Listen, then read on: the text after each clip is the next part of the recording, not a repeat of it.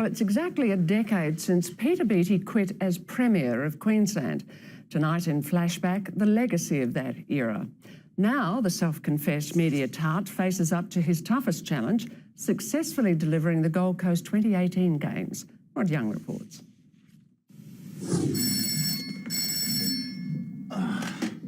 Hello, Peter Beattie.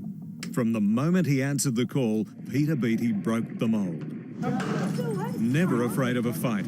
You'd be surprised how strong I am. Come on, you guys, let's just stop this. Yes. Come on, stop it. Stop it. How Stop strong it. I am. Come on. Yes, well, don't. Just stop it. I have it. Now go. Get out.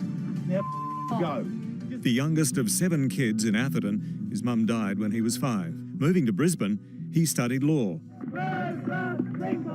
Rallying against the 1971 tour by the Springboks, Premier Joh Bjelke-Petersen's police dealt with protesters harshly. I ended up in hospital. The lawyer became a union leader and battled Joh's government. It's likely to be a 24-hour strike. Then appointed Labor State Secretary, the fight against Joh stepped up. Joh sued me for defamation. I could have gone bankrupt. But after 19 years in power, Joh's party was about to dump him. What Peter Beattie did next is regarded by some as brilliant, by others as treacherous.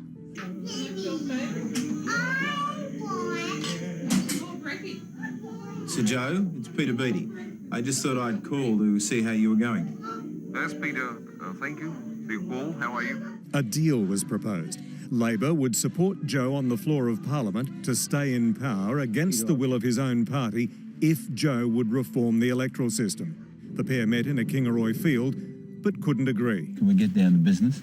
I feel a little bit uncomfortable here. The saga retold in a Channel 7 docudrama, Dance with the Devil. Given all their history, it was surprising that as Premier, Peter Beattie reached out to his former nemesis. I wanted to demonstrate that politics shouldn't be about vindictiveness and pettiness. Cheers, everybody. Beattie would go on to win 4 elections for Labor. Just want to say thank you, Queensland. All the best. He's most proud of the smart state policy which jump-started biotechnology research. 10 years later, you can see that they are prospering and doing really well. They're employing thousands of people. Now, the former Premier faces his biggest challenge, delivering the 2018 Commonwealth Games. He couldn't say no. Why wouldn't you want to be part of the best event in Queensland's history?